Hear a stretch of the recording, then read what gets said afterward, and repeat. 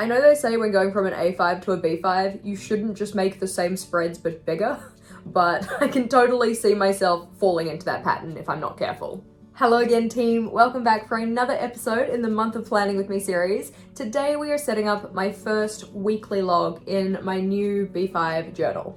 I'm a little nervous, there's a lot of space, we've talked about this before, it's literally huge, but I'm also excited to try some new things, try some new layouts. All of my journals before this one were A5s, so I've gotten very used to doing my weeklies in specific styles.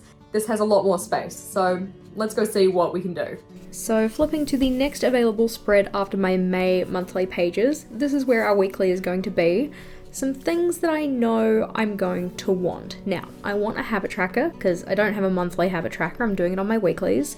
I want a priorities list. I want a place to put down a brain dump, and then I think I'm gonna try my hand at like daily logging. So at the start of the day, just writing out like the title for the day, like Monday, the title. Writing out a header for the day, and then putting down my to-dos for that day underneath that. So what I'm thinking is that I will have a header for the week, the monthly calendar here, priorities, habits, brain dump, dailies. I think that's how I'm gonna roll with it. But before I do that, I kind of want to make sure that everything ties in nicely. So I'm gonna do the same border that I've done on these pages on this page. So each of these is five dot grid spaces. And to put those in, we're just using a green Tombow. This is 173. You just put down the color once and then outline the edge again. I appreciate that it's a nice way to add a little bit of decoration, but it doesn't take very long. It's a really simple border. And I don't think I'll have two separate sides. I'll just make the border go the whole way across.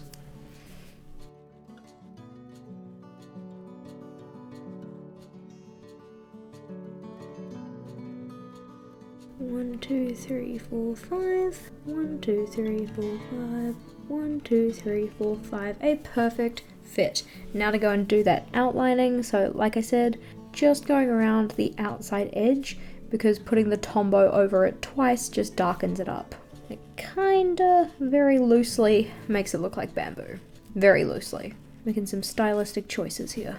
Outside of this decorative border though, Outside of this decorative border though, I'm not going to put a lot of decoration on the page just because it is currently 8:30 at night, the day before I go back to school for term 2. And I would like to get an early-ish night and also have my weekly fully set up.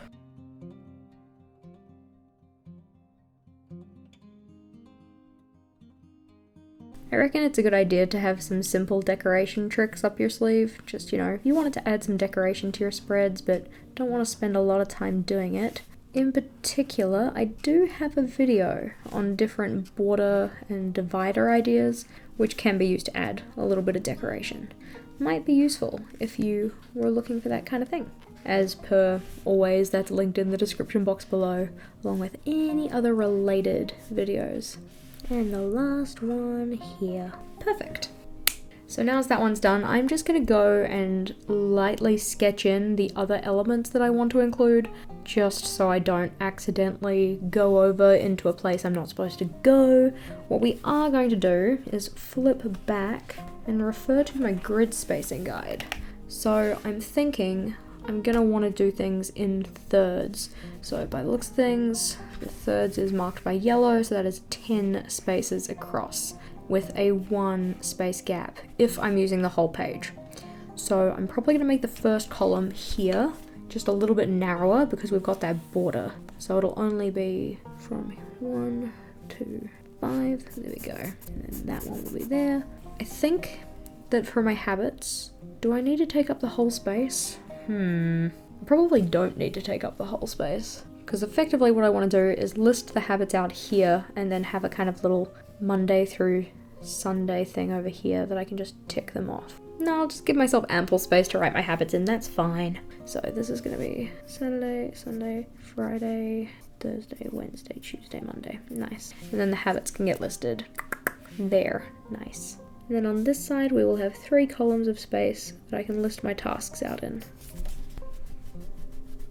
Actually, now as I've said that, I think I want to have my habits here, and then I just want the rest of the space to be used for a running list. Because I know that I kind of like it when I get to have just like all of my tasks out and then put them with certain days of the week as I go through the week, rather than like pre-assigning them. So rather than doing thirds, we'll just do halves on this one instead. You guys get to see like my actual thought processes here. I don't think that's going to work either though, because I need more horizontal space if I want to use that Alistair method.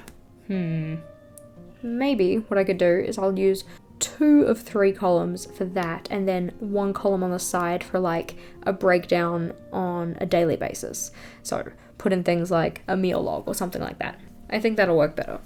And again, jumping back to that grid spacing guide, and I'm only using it as much as I am because I haven't set up a B5 before.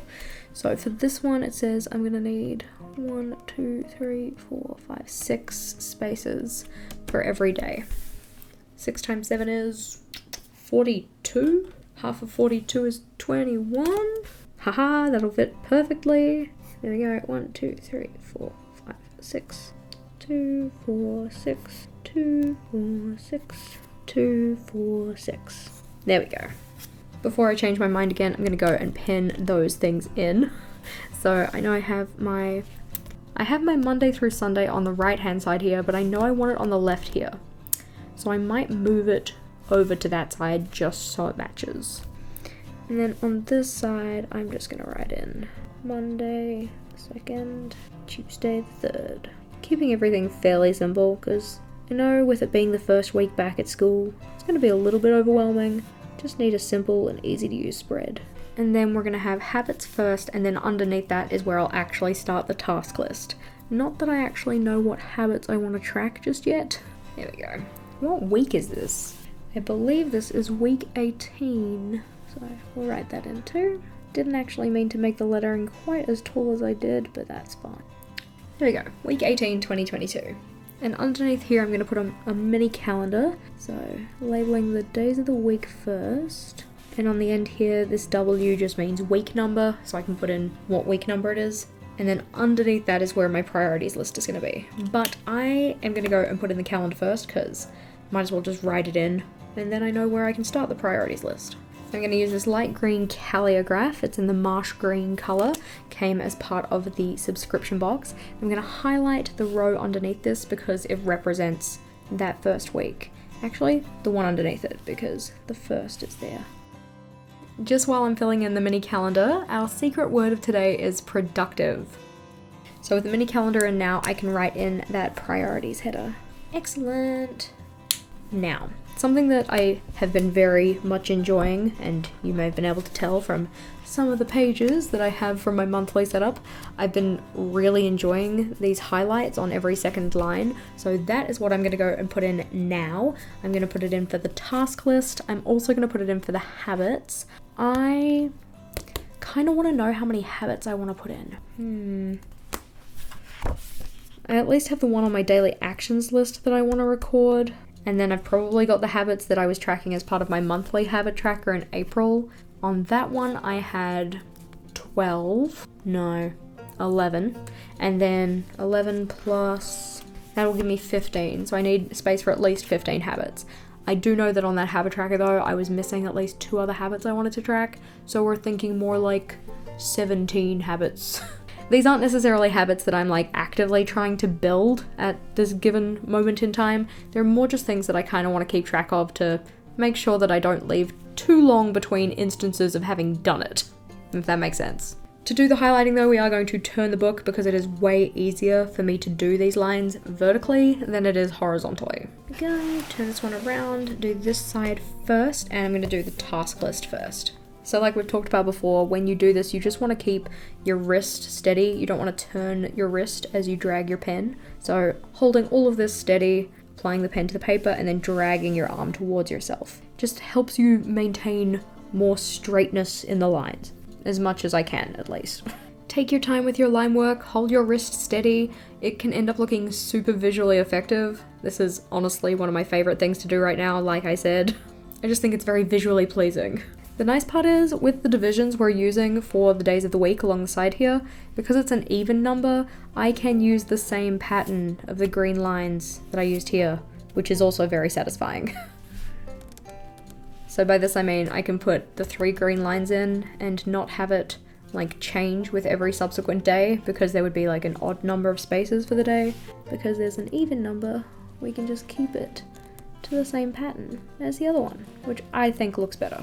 There is going to be so much room to write stuff in this. Now as that side's done, we can flip it around and do the other side. So similar idea again, just holding the pen fairly steady, dragging your entire arm towards yourself. Thankfully it seems this side has worked out well too, so again we're going to have that green line right underneath the priorities title, lining up with the green line on this side as well. Yes! 1, 2, 3, 15, 16, 17. Now I've just left a break here in terms of our coloured lines, because this is where the habit section is going to end and then the daily, weekly task list thing is going to start. Of course, if you were looking to recreate this for yourself, you don't have to leave as much space here for the habit tracker. You might not have as many habits as me, or you might have more that you're trying to track, and then you just make that section a little bit bigger. And it's super satisfying that the green line ends where it does as well, so it's like perfectly spaced on the page. Yay! Flipping the book around. So we can write in this little header for the task list. Thursday, Friday, Saturday, Sunday. The dot here is just to put the dots for the tasks there, so like I have a column where I can cross them off here, and then this space over here to map out when they're getting done. And then tasks. Fabulous. So now the scaffold is done, it's time to go and add some stuff in. For one, I want the list of dots here to, rather than just being a dot that I cross out, it's going to be a little circle, because little circle for me means like action item, or like list item rather. So I can just put all of those in. So now I've got the places to list out those habits, and then I can cross off for each day when I've actually done them. Over in this section, I am going to include both a meal plan for our dinners in particular, and my events for the week. So for each of the days, I'm just going to write an MP for a meal plan, and then next to that, I can write in what we're planning on having for dinner, and then underneath those is where I can list any of the events. In terms of putting my habits in, I'm not going to do that just now because I actually want to collect them all up and sequence them and stuff, but I typically like to sequence these in terms of like what I would do during the day.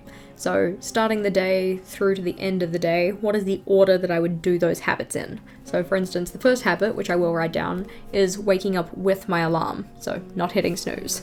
Then after this, I'd list out the next habit in the sequence, and then the next, etc. Just makes it a little bit easier when it comes to checking them off at the end of the day. Having them in that sequential order kind of helps play into my memories of the day, that kind of stuff. Having a look through it though, we have a priorities list for the week. I do not think I will have this many priorities, but it's good to have space to breathe. We have the habit tracker at the top here, the large task list across the 2 pages, and then the place down the side here for my events and for my meal plan. The weekly is set up. I am ready to write my tasks in for the week ahead, which is a good thing because I have a lot to do. I do very much feel that this design is going to be one that changes over time. I'm not going to use it for the entire month of May, so make sure that you tune in next week for another weekly setup. And also tomorrow, because, you know, the whole month of planning with me thing. I'd be curious to know, what sections do you guys include on your weekly logs? Do you have the same sections as me, or do you use something different? If you wanted more weekly setup inspiration, be sure to check out the playlist that we have on the screen here, but I'm gonna go populate this with some tasks. Until next time, bye!